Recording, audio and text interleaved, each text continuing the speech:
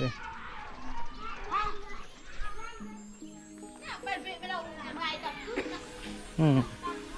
ป็นดิสิชมเทาไปยังไงไม่เทาไปหากินไปหายังนะสอดกุ้งโดย มันหมานเด้ออันนี้เพื่อนไผ่คนใดคนนึง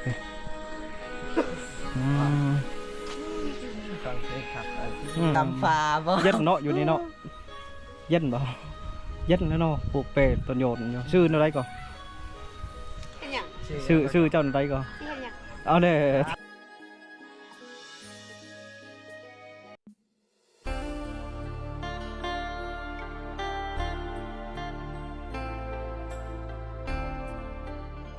รถคนงามทุกคนเลยโอ้อันนี้หูบเด้อทุกคนเด้อผลต่ำยังอันนี้ต่ำชินบ่โอ้เป็นลายคักเลยทุกคนพี่ทุกคนเลย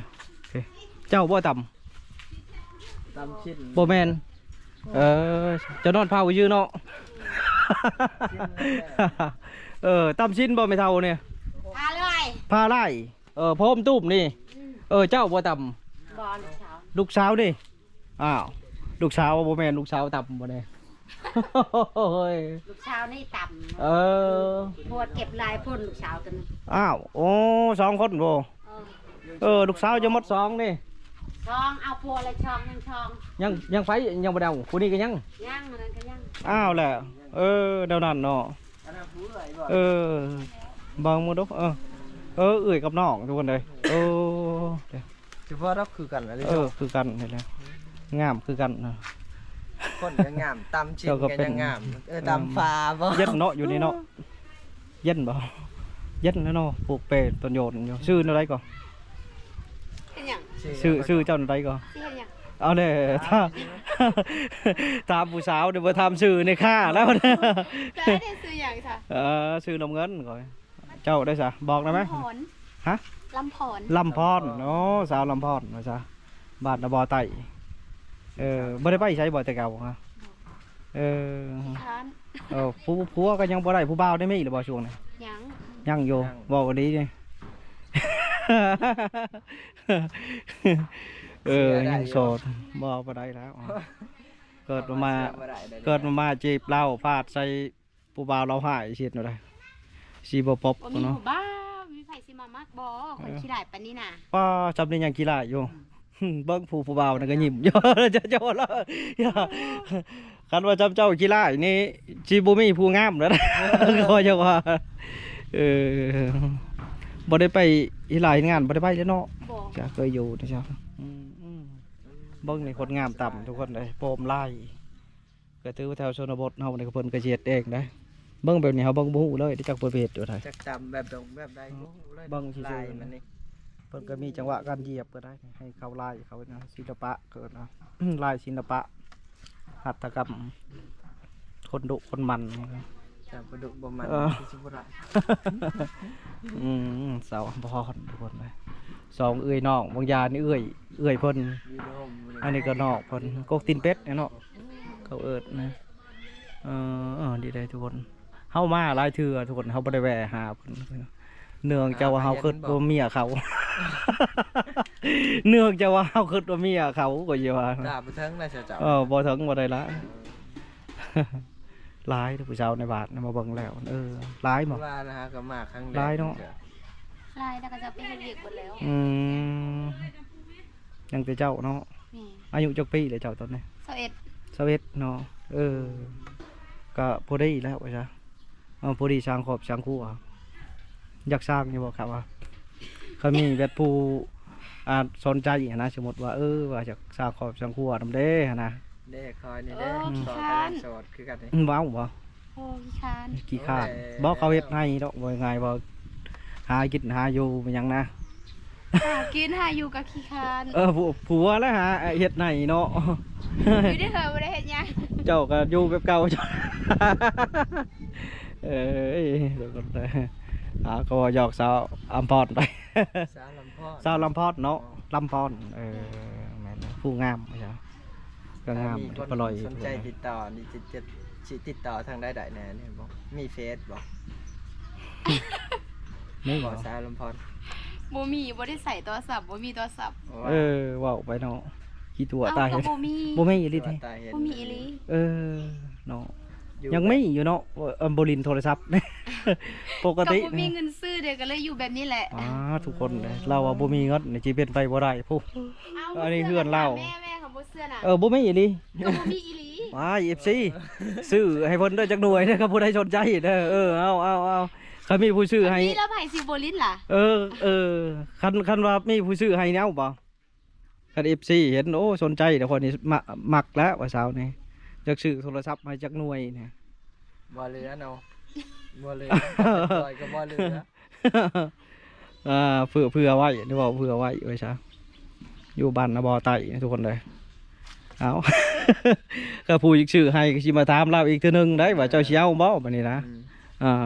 สิเอารูปไปเบิ่งดอกนะเอารูปส่งมาผู้บ่าวผู้นี้ประมาณสำนี้แหละว่าซะล้มกัน บ่ได้ฮอดมือมาจังเว้ากันอีกเทื่อนึงเนาะแม่นบอกไว้ว่า เน้นกันตาเด้ เอานอนต่อไปนี่ไปอีกก็เด้อ ไปก่อน ขอบใจ ใจหลาย ใจหน้าถ่ายทุกคนเลยเรายังอนุรักษ์ไว้อยู่ ชื่อบ่เหรอ มีกัน เจ้า ชื่อ ผู้ชื่อของเจ้าผู้ว่าชื่อของเก่า เย็ดบอกนี่ถ่ายทุกคนเลยถ่ายหน้าบ้านตัวนี้เราตั้มหูปลายทุกคนเลยอันนี้ก็แมนคนจะขึ้นไปตั้มอยู่ทั้งที่นอนตัวชั่วร้ายนอนพักผ่อน ตัวนี้เลยเป็นบ้านหน้าบ่อเหล่าเขาตัวเป็นบ้านเก่าบ้านแก่บ้านนาบ่อใต้บ้านนาบ่อใต้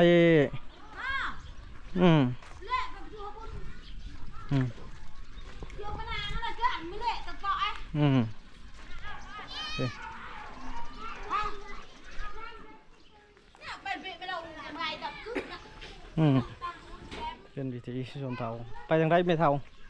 ไปหากิน ไปหากินไปหายังนะสอดกุ้งช็อตก็ โดย มันหมานเด้อ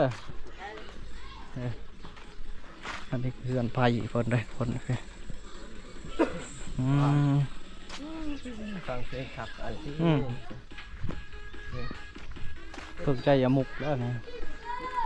ฝึกใจเบามุกผู้บ่าวเขาได้หนังนะคือตะเลใช่ไหมบ่ได้นะ แม่เขา อยู่กับแม่ ไปยอมสาวเขาจะถีบเนาะ เวทเนาะ คนใจง่าย มีแต่ผู้บ่าวเป็นอะไรอย่างนี้เป็นไข่ลูกเป็นไข่ลูกจะค้นอะไรเนี่ยเป็นไข่เนาะอะไร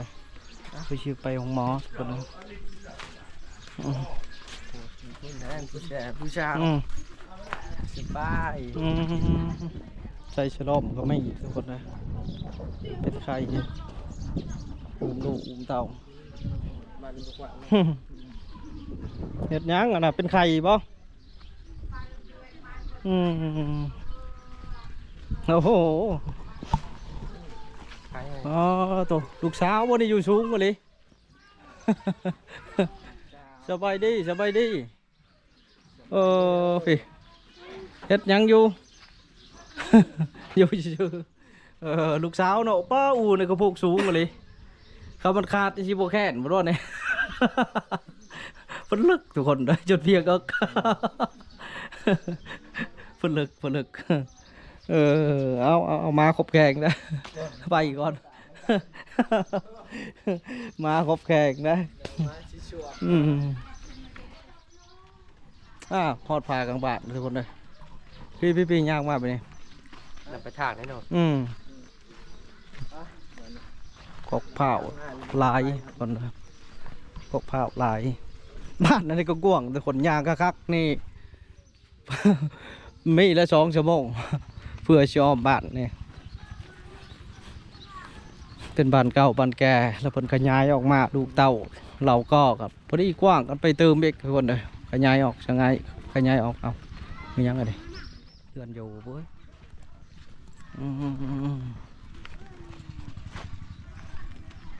นอนรับพันดี เสร็จยังกินข้าวป่ะ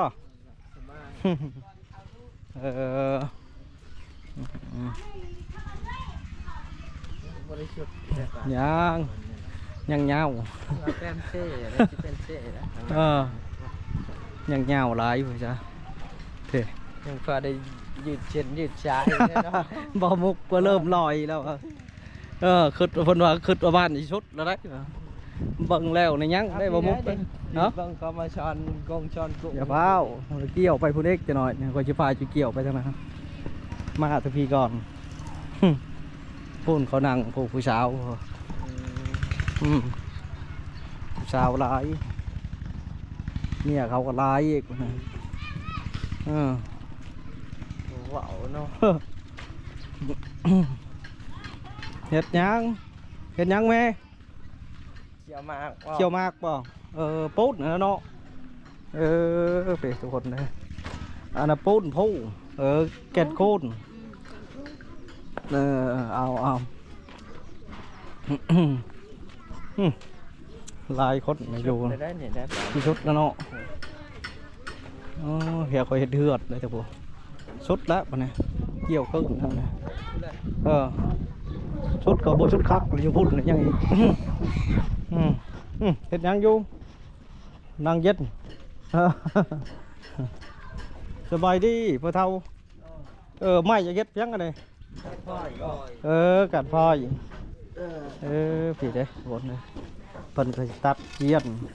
แคบในเราอยู่ใช้แคบนี่อยู่ดงบ่เอาไว้นี่เอาไว้มาซักก็สบายครับทุกคนพอได้ใส่เนาะโดยเอาไปก่อนมาเนี่ยบ้านทีเนาะทางการเฮือนทีทางกว้างผมทุกคนเลยนี่เซ็กเฮือนใหม่เนาะแห้งกว้างกว่าเก่าอีกเนี่ยปกติก็กว้างอยู่แล้วว่าเฮือนรถเพิ่นคักเด้อคนเลยบ่มุกจมบ่ขึ้นดอกเนี่ย ระดับ2 คนคาดกับบางใหญ่นะคักพอ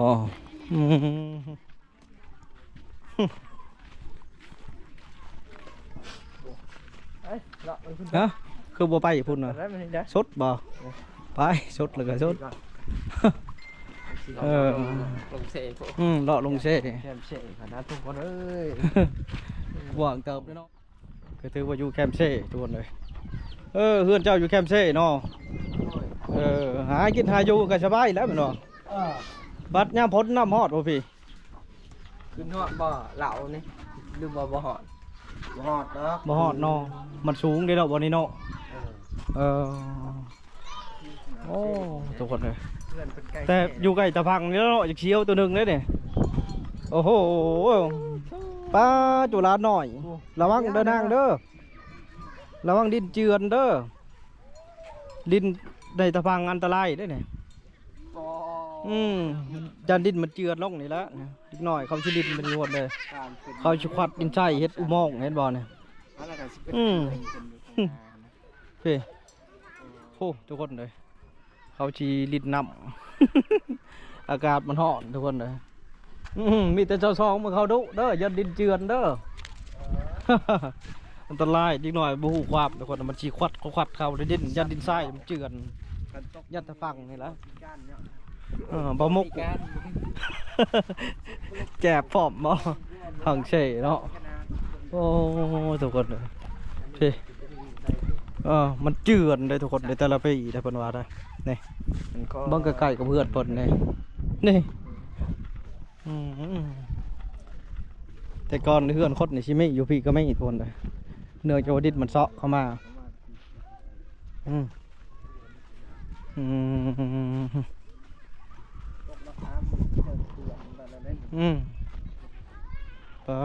ตกปกติ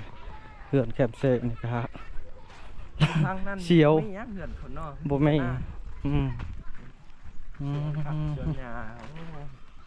ทุกคนเลย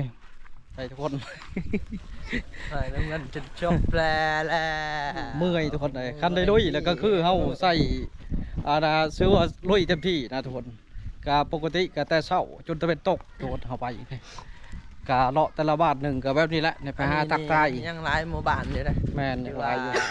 ยังพาเอาคาเวียกค่างานนี่เนาะ แม่นก็นี่แหละบาทก็คือเห็นนี่แหละเป็นบาทเก่าบาทแก่ทุกคนเลยนี่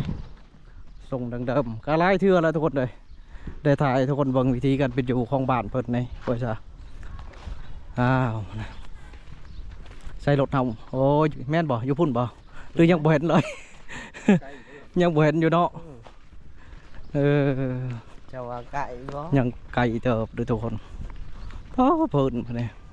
เพิ่นสะสมเพิ่นไว้อ่ะโอ้ทั้งเมียเขาทั้งผู้แชร์ผู้สาวพวกคุงตกเรียบร้อยมากหนึ่งคนแมน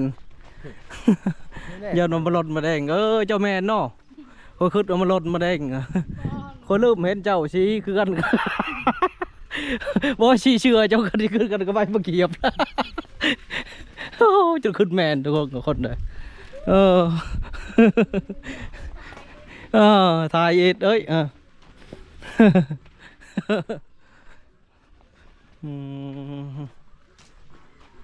เพลงนอนรับอยู่เลยหล่อแต่ก็ใส่เวลาด้นเติมทุกคนนะเพื่อชีหอบในกระบอกธรรมดา อะไรเขากินสมดิเฮ็ดยังนะ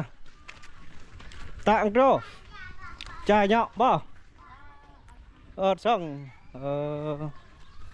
เชิงแปลว่าพี่เทียบ อยู่ชื่อบังไปทักทายนั่งยึดเนาะมักตัวแห่คือบ่ก้อยเมียงหัวชีไข่จังแซ่บเราช่วยถ่ายใหม่เด้ทุกคนเลยมักตัวแห่นะบ้านเพื่อนอยู่แคบเซ่เนาะกะครับเพื่อนยัดไม่ใช่เอาไปก่อนบ่เนี่ยเอาทุกคนกับฮอดพีกับชิกาบลาพีลาหนองไม่ใช่แต่เรากับทีมงานก็จะได้เดินทางต่อไม่ใช่คลิปนี้จะเดินออกบ้านนี่กันนี่ละก็จะได้ไปบ้านอื่นไม่ใช่คือว่าคลิปนี้ก็ชิกาบลาสบายดีทุกคนเอาบ๊ายบาย